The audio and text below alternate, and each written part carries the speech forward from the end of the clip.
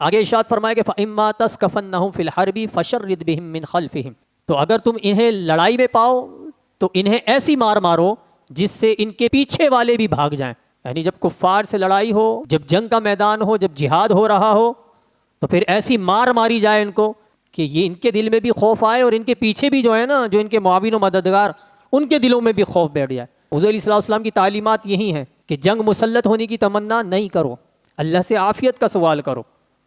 لیکن جب اگر جنگ مسلط ہو جائے تو پھر کیا فرمایا کہ ثابت قدم رہو. اور پھر یہاں کیا فرمایا کہ انہیں لڑائی میں پاؤ تو ایسی مار مارو کہ ان کے پیچھے والے بھی بھاگ جائیں. لعلہم یذکرون، کس امید پر مارو کہ شاید انہیں عبرت ہو. وَأَعِدُّوا لَهُم مَّا اسْتَطَعْتُم مِّن قُوَّةٍ، اور ان کے لیے جتنی قوت ہو سکے تیار رکھو.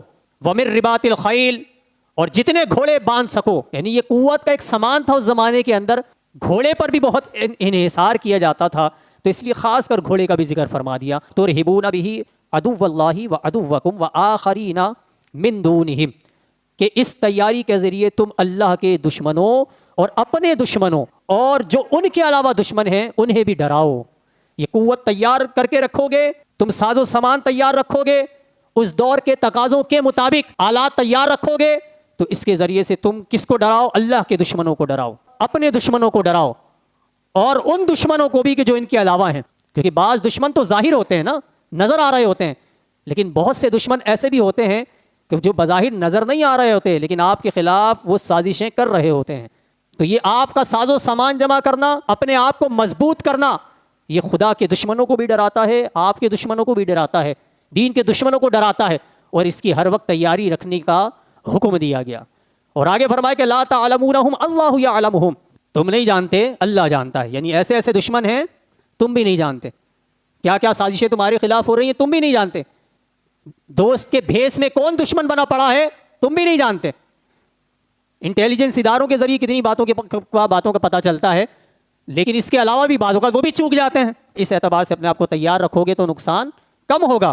آپ دیکھ لیجئے کہ اس آیت کریمہ کے ضمن میں آج پاکستان پر اگر بڑی بڑی دنیا کی قوتیں میلی نظریں ڈالتی ضرور ہیں لیکن عملی اقدامات واضح طور پر نہیں کرتی ہیں، اس کی ایک بنیادی وجہ آپ کا جنگی ساز و سامان، بالخصوص آپ کا ایٹم ہے، جس کی وجہ سے آپ ایک نمایاں حیثیت رکھتے ہیں تمام تر مسلم ممالک کے اندر، جس کی بنیاد پر آپ کو ایک عزت بھی ملی ہے. ایک پہلا اسٹیپ ہے، گو کہ یہ مکمل کامیابی نہیں ہے کیونکہ نیشن اسٹیٹس کے اپنے مکمل کچھ تقاضے ہوتے ہیں، لیکن پھر بھی ایک عزت افزائی ضرور ہے. وہ وجہ کیا ہے کہ آپ کے پاس وہ قوت ہے. اندرون خانہ معاملات، گو کہ بہت سارے معاملات، اختلافات بھی چلتے رہتے ہیں، معاشی حالات بھی آپ کے سامنے ہیں، لیکن اگر آپ ملکی سطح پر دیکھیں، قوت کے اعتبار سے دیکھیں، جنگی ساز و سامان اور آلات کے اعتبار سے دیکھیں، آپ اپنی دفاعی اسٹریٹجک معاملات، حکمت عملیوں کے اعتبار سے دیکھیں، تو الحمدللہ آپ تمام تر اسلامی ممالک میں ایک نمایاں حیثیت رکھتے ہیں. تو مسلم ممالک اسی طریقے سے اگر پاکستان کے قریب آتے چلے گئے اور مسلم ممالک اسی طرح قریب ہوتے چلے گئے اور ان کا بہتر طریقے سے آج نہیں تو کل اسی طرح الائنس بنتا چلا گیا، انشاءاللہ وہ دن دور نہیں ہے پھر سے ہم کفر کے خلاف ڈٹ کر کھڑے ہوں گے. لہٰذا لوگوں کی عقیدے کے اعتبار سے بھی آپ کو مضبوط کرنا ہوگا، اپنی بنیادوں کو مضبوط کرنا ہوگا، نظریات کو مضبوط کرنا ہوگا، معاشی حالات کو بھی بہتر کرنا ہوگا، اور ساتھ ہی ساتھ دفاعی معاملات کو بھی کرنا ہوگا. تو دونوں صورتیں ضروری ہیں. دنیا بھر کی ایجنسیز بھی آپ کے ملک کے اندر انوالو رہتی ہیں، جو بھی تھوڑا سا اسٹیبل ہونا چاہے گا اسے اسٹیبل نہیں ہونا دیا جائے گا.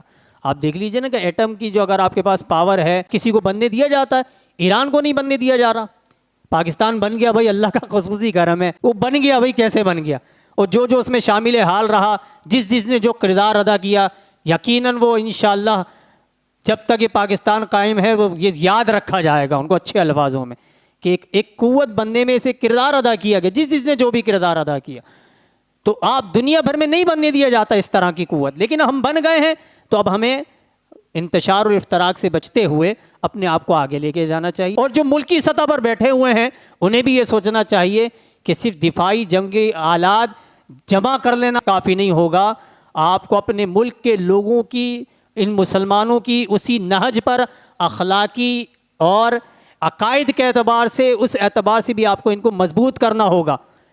کیونکہ اگر اندرون خانہ کھوکھلے ہو گئے اور آپ ظاہری طور پہ کتنا بھی کچھ کرتے رہیں تو یاد رکھیں کہ کسی بھی ملک کی فوج اکیلے کچھ بھی نہیں کر سکتی. یاد رکھیے گا، جب تک قوم ان کے ساتھ نہ کھڑی ہو.